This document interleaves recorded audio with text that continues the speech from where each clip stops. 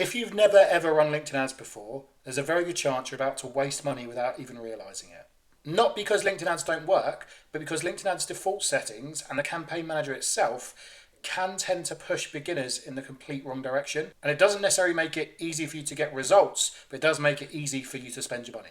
Over the past 8 years, managing and auditing countless B2B advertising campaigns on LinkedIn, often what I see is the same old mistakes keep on happening. And most beginner campaigns fail for the same sorts of reasons. This video you're watching is a LinkedIn ads tutorial for beginners, complete step-by-step guide. And to be honest, it's the exact walkthrough I wish I had when I first opened up LinkedIn Campaign Manager. I'm going to show you exactly what to click, exactly what to avoid, and how to get your campaign up and running without burning your precious budget. If you've set up some of the things before, you can skip along to where it's relevant. There's chapters below in the description. Equally, there's a link in the description for a full article, end-to-end, every possible step-by-step, with further tips, further insights, and further knowledge and resources of how to get the most out of your B2B advertising budget and master LinkedIn advertising. So just here you can see exactly what we're going to cover in this video. We're going to create your LinkedIn ads account from scratch, navigate Campaign Manager so you're not just clicking around blindly, choose the right campaign objective, target the right people, set your budgets and your bids, create your first ad, set up tracking, avoid the mistakes that kill most beginner campaigns, and by the end of it, you'll have your first LinkedIn ads campaign live and tracking properly. So I'm going to walk through everything on screen, step by step, and show you exactly what to do. Right, you can see here is a quick overview of how LinkedIn ads actually work, and before we start clicking buttons, it's just useful to know the basic structure of what we're going to be looking at in LinkedIn Ads Campaign Manager. And the advertising system has a simple hierarchy. It's very similar to Meta advertising, Google advertising, TikTok advertising. Just some slight nuances in terms of how things are labeled and things like that. Within Campaign Manager, you've got your ad account, which is where you control things like your billing, who gets to access it, and some other assets within it. Then you've got your campaign group. So that's where you can organize your campaigns by product or goal and where the individual campaigns underneath will sit. The ad campaigns are where you can set and edit and test your actual targeting, so the audiences you're going after, the formats and what types of adverts they are, more on that later, as well as the budget and the spend. And then the last layer is the actual ads, the creative content, the videos, the images, the messages that people see on LinkedIn and their timelines. Effectively, how LinkedIn ads work is it's like an auction, but all run digitally. Every time someone's scrolling down their feed, you're in an auction or a fight to get their attention and for your ads to be shown other advertisers. Whoever wins this auction depends on a few factors such as how much you're willing to pay to appear in front of that person, the relevance or quality of your ads. Like LinkedIn wants its users to have a good experience, so if your ad is boring and not enjoyable and it seems scammy or what is called scores low on their relevance score, your ad is actually going to get shown less, or you're paying more to get the same amount of impressions and times your ad is viewed versus one that's deemed much higher quality and much higher relevance. That's why it's important to do good ads, as well as historical performance, like how your ads have performed in the past. But don't worry, your ad will still get seen. They still want to make money, and at the end of the day, when people are scrolling through LinkedIn, it's not just one ad they see on their timeline. 1 in every 3 to 4 posts on a timeline are LinkedIn ads. You might not have realised that because some of them are so bad, so poor, so boring, you'll have scrolled straight past them. That's not what you're going to do. Here on screen, you see some of the key terms that I'll be talking through that you'll see within Ads Manager. Things like cost per click, which is what you pay each time someone clicks your ad. CPM, which is the cost per thousand or cost per mil in Latin, is what you pay per 1,000 ad impressions. That's not unique impressions, it can be to the same people. CTR is the click-through rate. It's the percentage of people who click after seeing your ad. Impressions is the total number of times your ad was shown. Reach is the number of unique people who saw your ad. And conversions. This is when someone actually completes the desired action that you set up, whether it's filling out a form, whether it's going to a certain page on your website, whether it's reaching a checkout page, whatever it might be. There's loads of other metrics and things you can jump into on LinkedIn ads, but that's all you need to know for right now. So you can't run LinkedIn ads without a company page if you don't have one. What you want to do, as you can see, go to LinkedIn and click the work icon on the top right, or the for business icon it might be called as well. And down at the bottom you see select create a company page. Your view might be in a slightly different order, or you might already have a company page.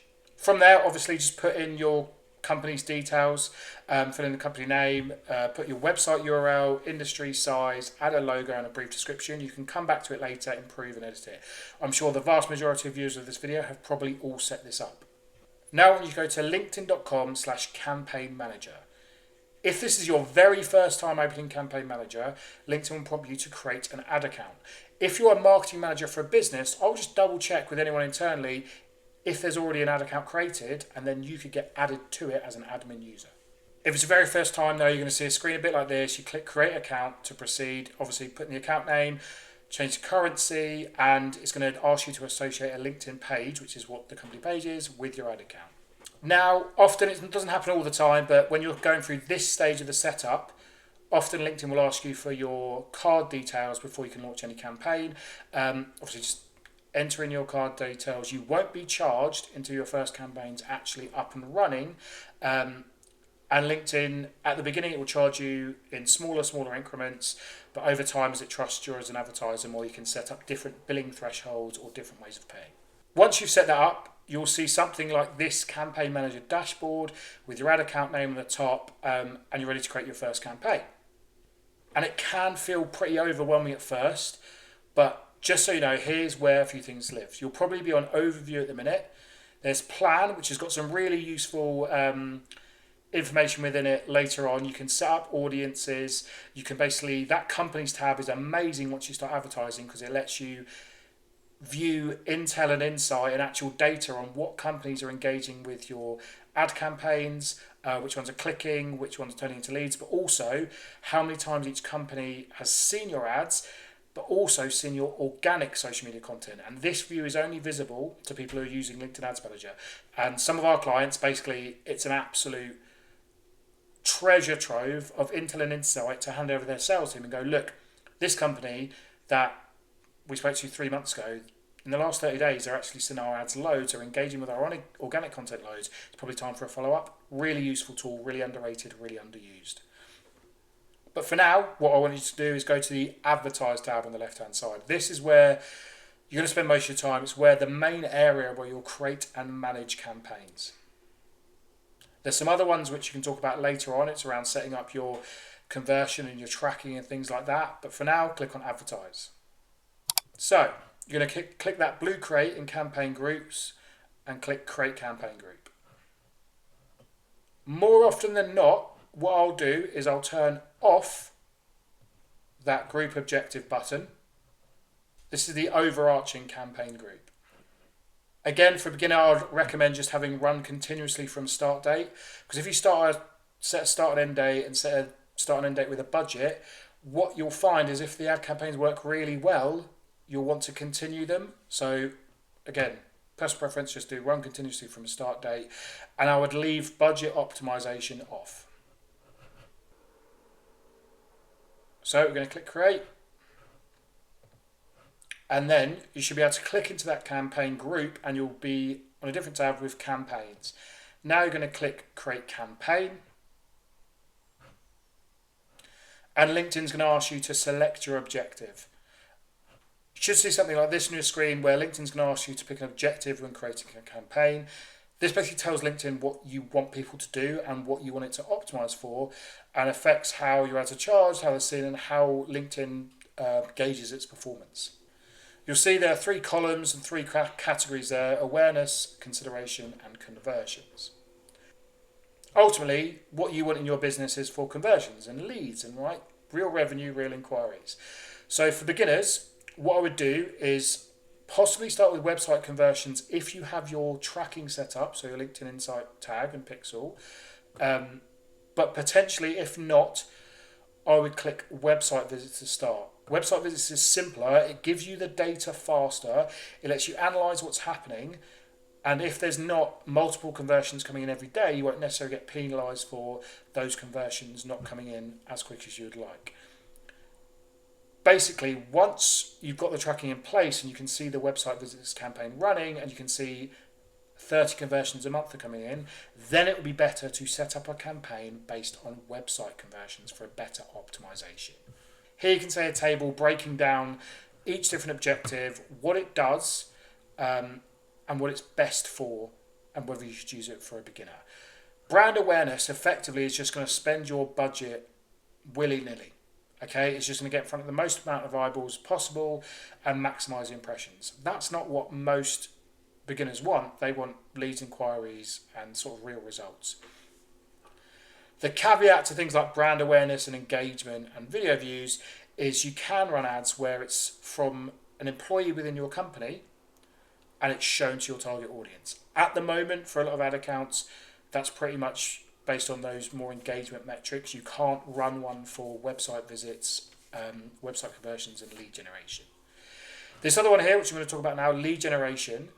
This is quite a cool one because if your website is poor, not converting, the website team you're working with are really expensive to do any upgrades, or you don't have one yet, lead generation ads use LinkedIn's built-in lead form. So you click through and it's got a form housed on LinkedIn, which people fill out, and you can collect their data from there. It's good for collecting leads directly. There's certain use cases where it's really good, certain use cases where it's not so good. One of the advantages is when you're collecting leads off LinkedIn, it's got people's LinkedIn's profile URL, and so you can chase them up and message them directly off there, or even just check if they're the right sort of quality and qualification, or check if they're qualified enough for the exact purpose you're doing. I would say, compared lead generation forms to website conversions, lead generation forms tend to be a slightly lower quality, but maybe slightly higher volume. Where I'd use it with clients is if their website's not up to scratch, or if we're doing things like giving them a free download, a lead magnet, where you can assess actual quality afterwards, and it's an easy ask and it's much simpler to set up to download a PDF, for example. So for this one, I'm going to click website visits. I'm just going to walk it through with you. So now you're going to see this select your campaign type where it says accelerate or classic. You want to click classic right now. Accelerate at the minute, especially for beginners, it's going to let LinkedIn control a lot more of the settings and targeting, things like that. And it's going to sound like it's doing a really good job. But ultimately, for a lot of B2B businesses we work with and who we speak to and campaigns we audit, you're going after a super specific audience with super specific messaging that you want to control. So I would always recommend classic, because right now, maybe in the future, AI will be amazing. It will do all this for you with one click to a really high level. But right now what it does is waste a lot of your budget on things that aren't quite right. It doesn't understand the nuances, and ultimately it's working for LinkedIn, it's not working for you. It's around getting as much of your budget as possible and spending as much as possible. So go for classic so you have the most control over it.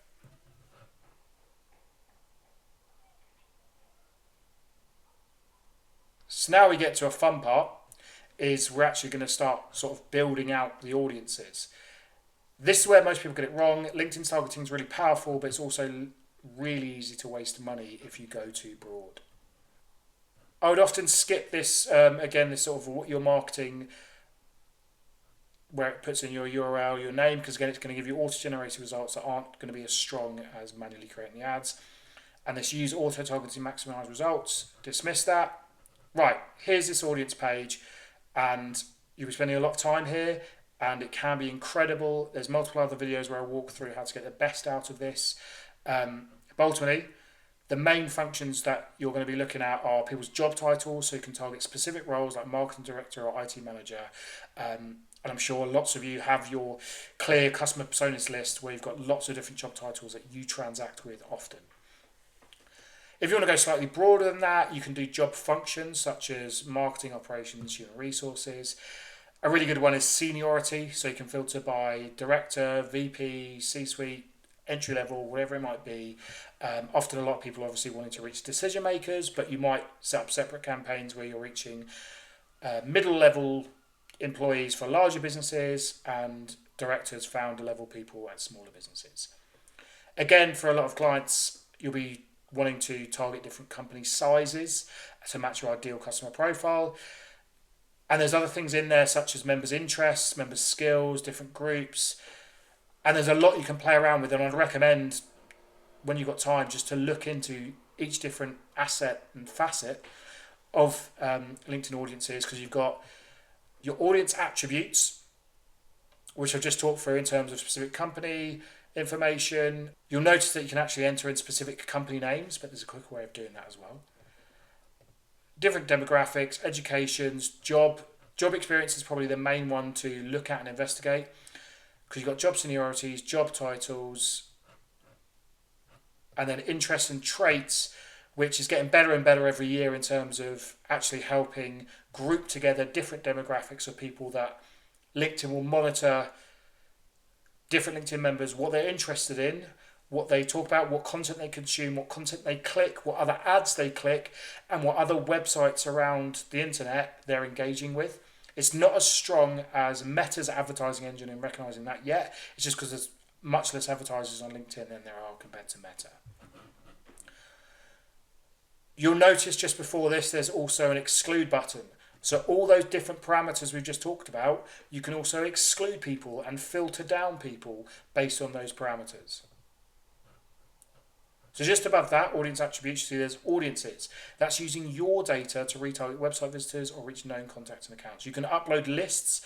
I've got other videos and other guides around how you can maximize the potential of list uploads. I would often recommend company lists just because you're more likely to get an accurate match. Basically, you just download this Excel sheet. You upload a long list of companies, best with their company website URL. That's the best chance of matching, along with their LinkedIn company URL if you've got it. The reason that tends to work better than uploading a list of contacts is because the LinkedIn users might not necessarily have the email address you've got on your CRM system or your contact list. They're not necessarily going to have on LinkedIn the same email address that matches up, and that's the main identifier.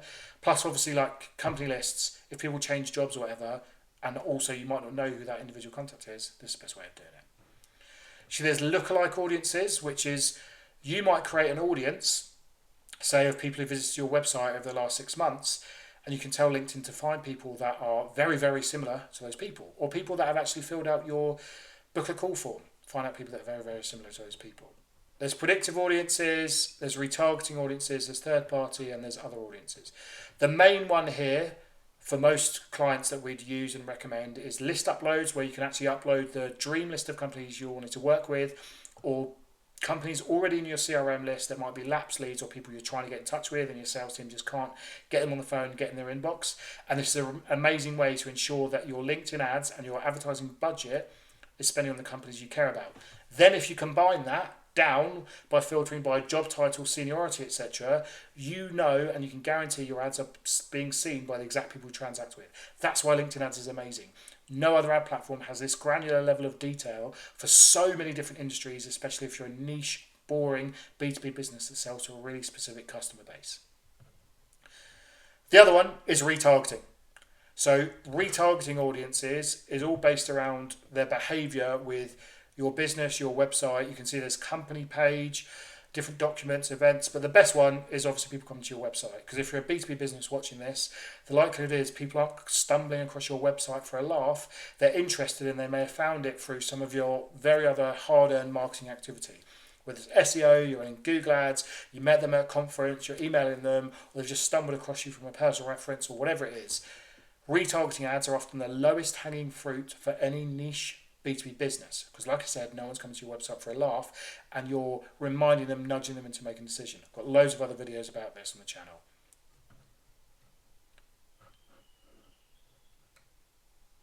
Again, just to reiterate, you can mix and match and test different audiences against each other, but the best quality audiences are when you start with something like a list upload and then segment that down by job title or seniority. Even better if you add in some exclusions like, oh, they have filled out our form on our company website, or you might want to exclude certain companies that you already work with, for example.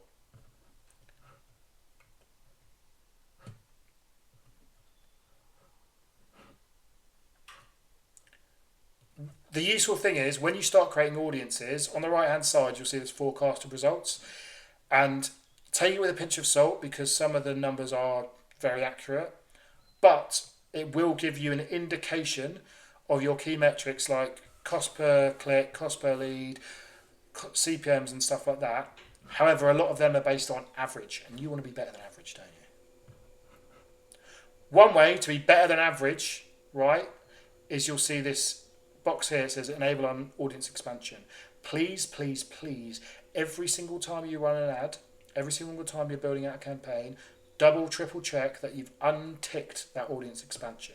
The sneaky thing is LinkedIn will do updates and try and hide this from you, or sometimes it will magically turn on.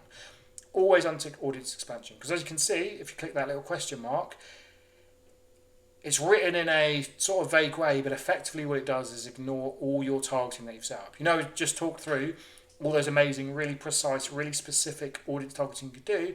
If you leave that ticked on, it'll basically just go, forget it. I'll just show it to whoever's on, anywhere, and spend this person's budget. Really, really important distinction there.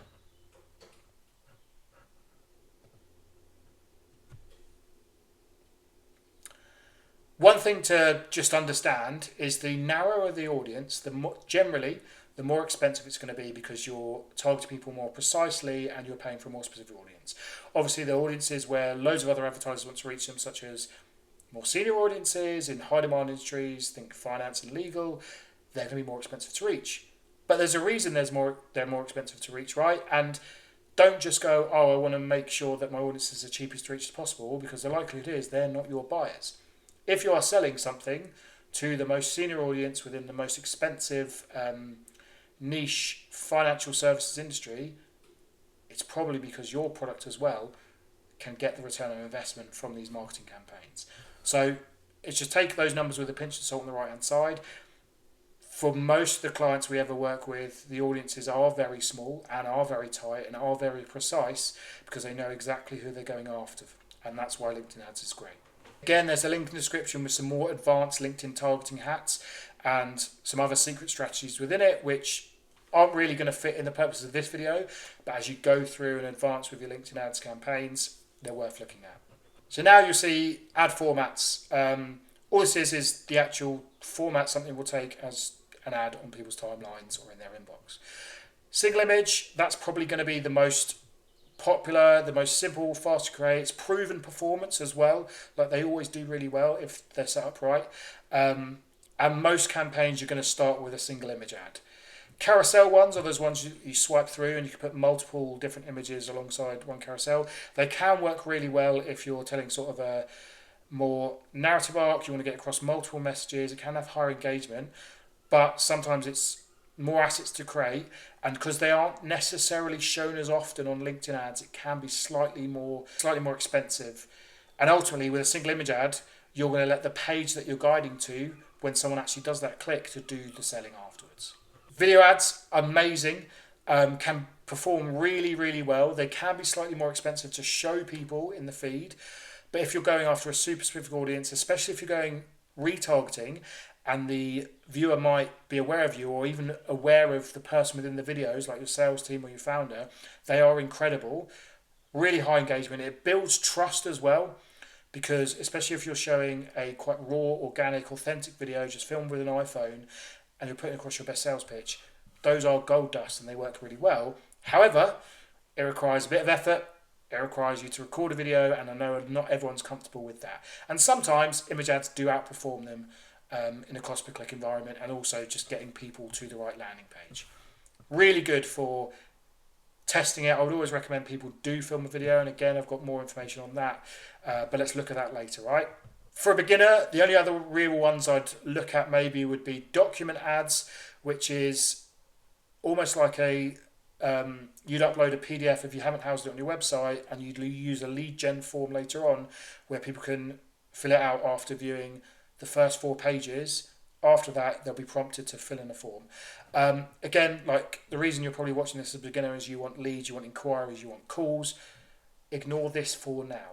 Other ones for beginners that can work really well, but again, I would say do this after looking at image ads, is conversation ads and messages. These ones go to your target audience's inboxes. The main distinction between them is a message is the opening message. It can start off a conversation, right? Gets a lot of stick, gets a lot of hate, because people often see really crap, awfully targeted message in their inbox.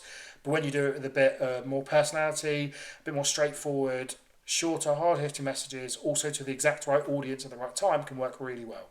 Conversation ads are really similar, but it just gives the audience basically options of navigating the conversation themselves. So it might be like 3 different options below. I'll show an example on screen now, and it can guide them into like multiple different scenarios. But as I said, we're going to stick with single image for this example.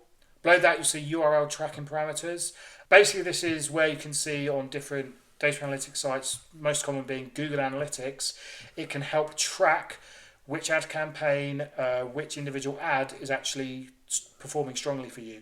Or even at its most basic level, especially if you're a marketing team working and wanting to prove the quality of LinkedIn ads, is it's showing which website visitors are coming from LinkedIn ads itself. You can add account level parameters, which is a strong thing to do. It's all based on Google UTM parameters and things like that, where it's going to show which visitors came in through LinkedIn ads as a source, so comparing that versus organic traffic, email, whatever it might be. And you can even do it down to different campaigns, different ads, etc.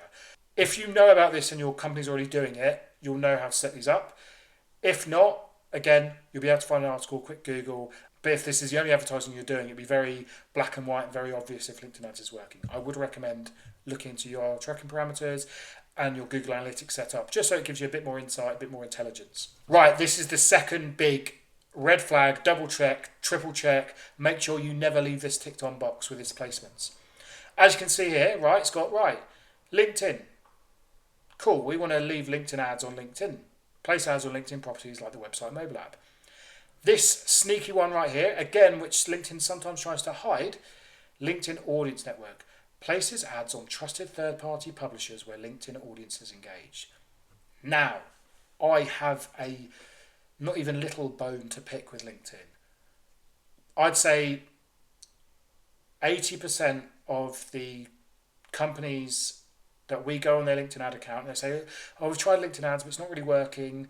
Can you do an audit for us? Can you check what's going on behind the scenes? Or even if they've worked with other agencies that maybe aren't have their expertise in LinkedIn ads, this will be ticked on, and up to 90% of their ad budget will be spent on LinkedIn Audience Network, which essentially is random websites. You'll create an amazing looking ad with the great ad copy. Won't show that. It might just show your logo on a third-party website right in the right-hand side, not visible, but you'll be charged for that impression, right?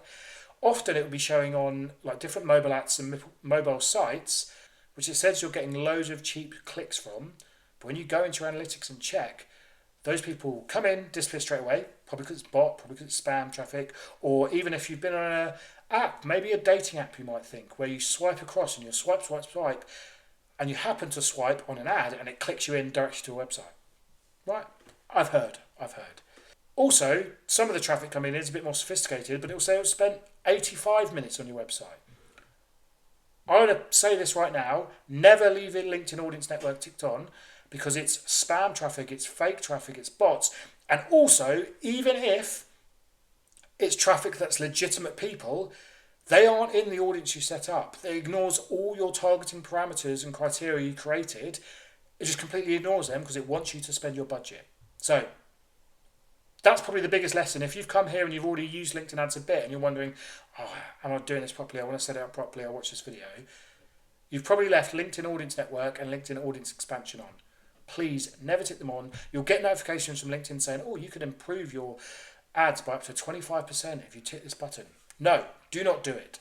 If you take this away from your video, you'll be stronger than 70% of advertisers on the platform, purely because sadly they trust LinkedIn to have their best intentions for them when it just wastes 90% of your budget. And we see some absolute horror shows and horror stories. And cheekily, I'll come in like a knight in shining armour and just go, okay, we're going to change a few things because this is the most glaring obvious thing, and we'll see how performance does in 7 days. Straight away, because they're spending their budget on the people they actually want to target, on the platform they want to use, and be on LinkedIn, performance skyrockets, even though they might look week on week and see the cost per click has got a lot worse because it's not fake, it's not spam, it's real people. Right, then you're going to go down to your budget schedule, and it's always a question of, well, how much to spend, how much do LinkedIn ads cost? I would always recommend looking at a daily budget, and the minimum I would say for any individual ad campaign would be like £20 a day, okay? LinkedIn can feel expensive, but that's the reality you're going to have when you're chasing after such specific audiences and all that targeting of criteria that's available to you. It's expensive because the audiences are really valuable. You can test it on lower, but then I wouldn't do anything fancy in terms of testing out multiple different ad creatives and things like that, or going too narrow the audience. It's just going to take longer to produce results because you're going to get that bottom of that budget. I'd recommend daily budgets as well, right, over lifetime budgets, because it's easier to like control and adjust and see what's working. And again, if it's working, you can increase it very simply. Down here on bidding, you'll see optimization goals, which you can change. You know, we set up for website visits. You can change it to landing page clicks, impressions. For other website conversions, you can change to different optimizations there. And you'll see on this little question mark, it's just LinkedIn's going to show your ads more likely to the people that are going to take that action to get your desired result, and it's going to optimize your campaigns around that specific action. For beginners, this budget bidding strategy, you don't need to worry too much about it. I would start with maximum delivery because you don't necessarily know too much about the data yet, and it's getting the most results possible with your full budget. Later on, you can look at things like cost caps and manual bidding because you'll understand a lot more intuitively and you have a lot more historic data around the cost per lead you want to generate, the cost per website action, and also you might want to increase that rather than get the cheapest possible because you want to go after the highest quality audiences. I'd leave cost caps and manual bidding for experienced advertisers once you've proven that you can get leads and traction and return on investment with maximum delivery, especially on smaller budgets and budgets where you're not spending hundreds of pounds a day. Based on what your industry is, what you're selling, how good your offer is and how good your ads, the cost per clicks, the cost per leads, and basically the cost per deal that you're going to get is going to vary wildly and dramatically. In the description and in that guide that I mentioned, there is a link to benchmarks by different industries, different ad formats, where there's average cost per clicks, click-through rates, cost per leads, CPM numbers. But again, they are averages for different industries. They aren't the be-all and end-all. And like I said earlier in the video, you want to aim to be better than average. You want to actually create compelling, scroll-stopping, curiosity-driven ads that nail down to your target audience's pain points, problems, and issues, and positions you as the solution for those pain points and problems. Now at the bottom you see conversion tracking. It will say optional, and it's likely there's nothing in there. I'm going to come back to this at the end of the video, how to start you on a journey to make sure that LinkedIn is interpreting, understanding, and recording every single action that's taken on your website, and so you're able to fully optimize your LinkedIn ads campaigns to actually register things like qualified leads, booking calls, filling out forms, filling out any quizzes you've got on your website, and things like that. Okay, so I'm going to come back to that later. But for now, click next, and we're going to actually set up the individual ads. I would implore most people to create an ad versus browsing existing content, because that's going to be based on your stuff you set up for your LinkedIn company page, but we want to set it up properly. Don't draft ad with AI, start from a blank ad. And for image ads, this is what you're going to see. The format of it is you've got your introductory text, which is your main ad copy. You've got the media, which is the image. I would recommend using a square image or a portrait image sizing, purely because it takes up the most space and often gets the best cost per reach, best cost CPMs, and best cost per clicks out of all other image sizes, because literally it takes up more of the phone screen. Widescreen and landscape images, they're used so much in LinkedIn ads. However, results can be quite poor because they tend to get shown less. Some people advocate for using landscape ads because it gets shown more on desktop sometimes, but that seems to be changing all the time with LinkedIn.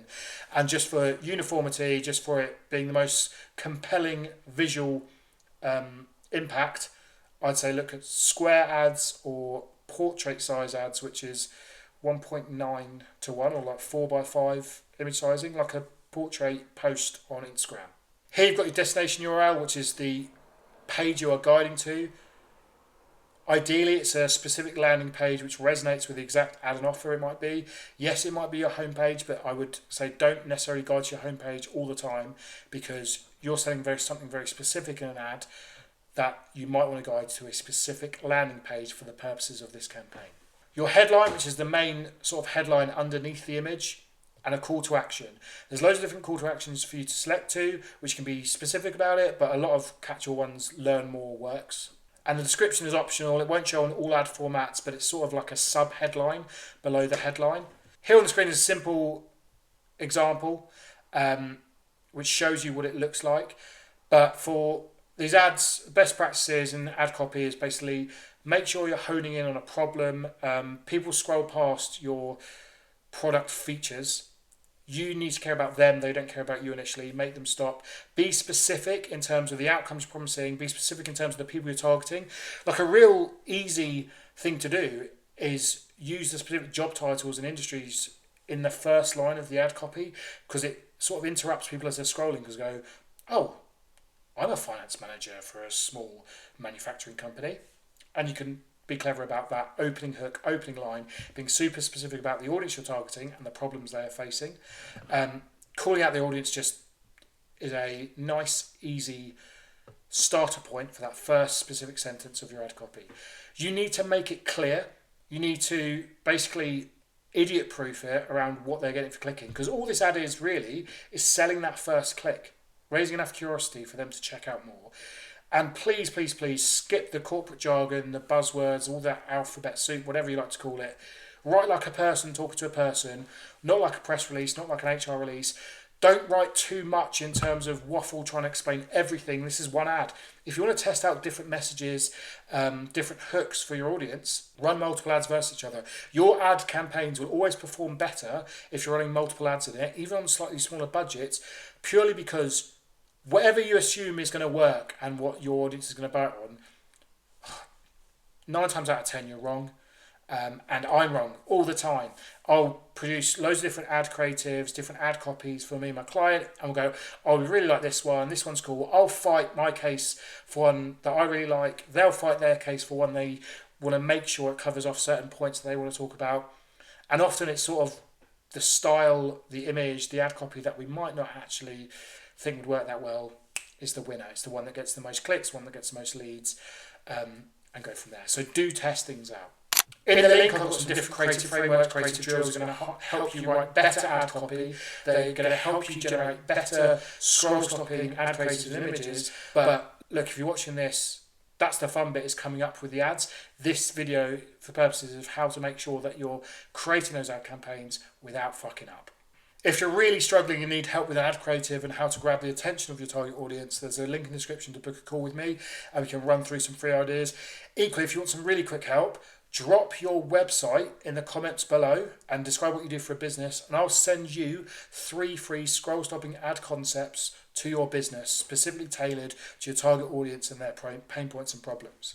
So right, you're going to save those ads, and like I said, I'm going to go back to helping you set up the tracking, the LinkedIn Insight tag, and measuring conversions. Ultimately, without tracking, you're flying completely blind. You have no idea which ads are going to generate the actual results for you. You can see on a granular level which are performing best with LinkedIn's on-platform metrics like cost per click, and that's really valuable. But you need to know which ones generate leads and which ones waste money, because sometimes the one with the cheapest clicks isn't necessarily the one that's generating the best leads. So the LinkedIn Insight tag, I would definitely say, is essential for anyone spending any money on LinkedIn ads. If you skip it, you'll regret it. And I've audited accounts with like 50 grand spent and not actually having the LinkedIn tag present. They didn't even know it exists. And that's appalling, especially from the agencies they're working with. They've no idea what was working. So don't be that person. Set this up before you launch and actually know what's working rather than just having a gut feel. It tracks your website visitors, so you can see who visits your sites after clicking and viewing ads.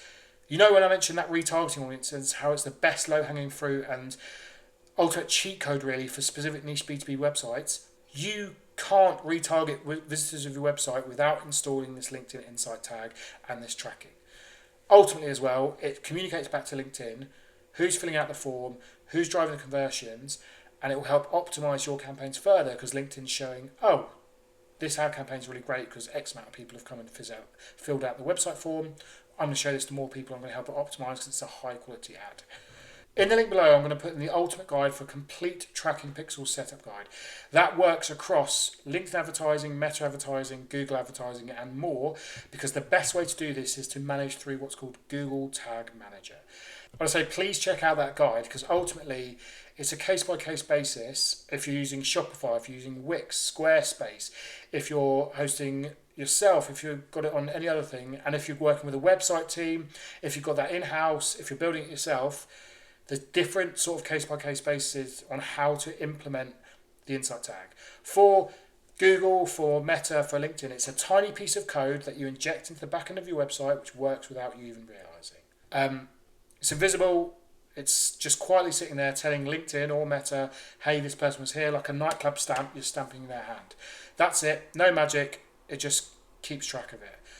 In my ultimate tracking pixel guide, it will teach you exactly how to set this up with Google Tag Manager, and that's what I'd recommend for everyone really, because it makes everything uniform, it makes everything more reliable, and you can set it up for Google Tag Manager related to LinkedIn ads. And in the future, if you're going to use Meta advertising as well, or other advertising platform, TikTok ads for example, it's much easier than setting up fresh. And you can do it with like minimal code, and it doesn't get too confusing.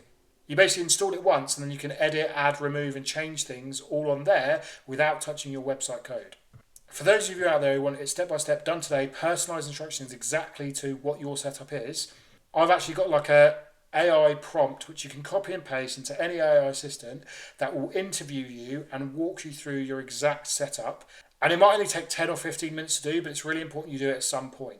But please do follow those step by step instructions and get that installed as soon as you can.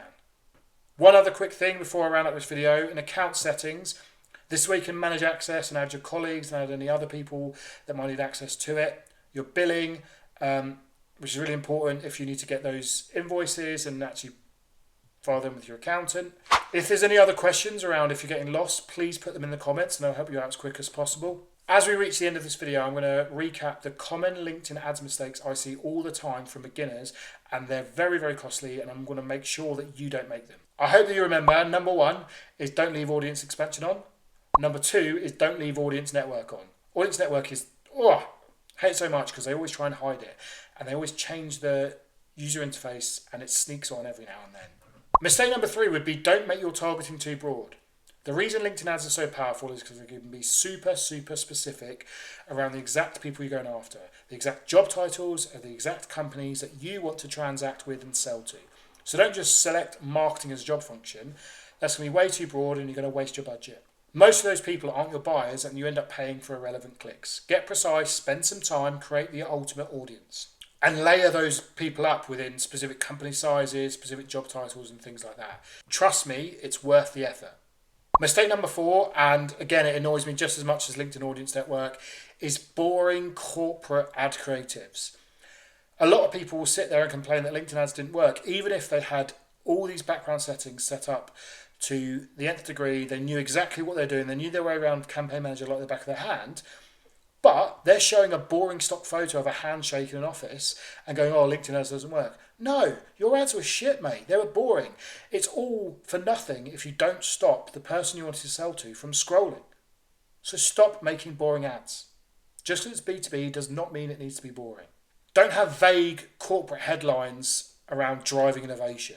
And try not to play too safe with your messaging as well, because ultimately if it's too safe, it's too vague, it's trying to please too many people, it actually does nothing, it doesn't evoke any emotional reaction and get people to stop scrolling and make them curious enough or feel like you're the knight in shining armour that they need to actually click through that ad. You don't want to spend your hard-earned marketing budget to just have those ads blend into the background and not be seen or not be cared by anybody. Mistake number 5 is no conversion tracking and not setting up your insight tag. So again, please do take those steps, whether it's copying the AI prompt or it's following the full step-by-step guide. It's a bit fiddly and you might need whoever handles your website to get involved. But ultimately, if you're really stuck, there's a link to booking a call with me, and for any clients that we work with, we set up that conversion tracking end-to-end on every different website platform you can think of. We've been there, we've done it, we've made it work, we've made it record for clients, and you can make sure that your ad campaigns are optimized. The bottom line is, if you're now aware of these 5 mistakes, you are ahead of so many people advertising on LinkedIn, and you're conserving a lot more budget than the average beginner will do. You're avoiding these mistakes. Don't make them, please. Now you've seen this video, please do not leave Audience Network on, and please do not create shitty, boring, bland ads that mean nothing to nobody. So now, look, you're ready to launch your first campaign. You have everything you need to actually technically set up a LinkedIn ads campaign. But if you want expert eyes on your setup and importantly around how to create compelling scroll-stopping LinkedIn ads, then I'm here to help. Like I say, if you want some free ideas, put your website in the comments below. If you want to book on a call, there's a link as well. Thanks for watching this video. And again, there's multiple other videos on my channel around actually how to create the best B2B ad campaigns, scroll-stopping ad creative, mastering different ad copy, and making sure that just because you're B2B advertising doesn't need to be boring. Cheers, enjoy, make good ads. Bye.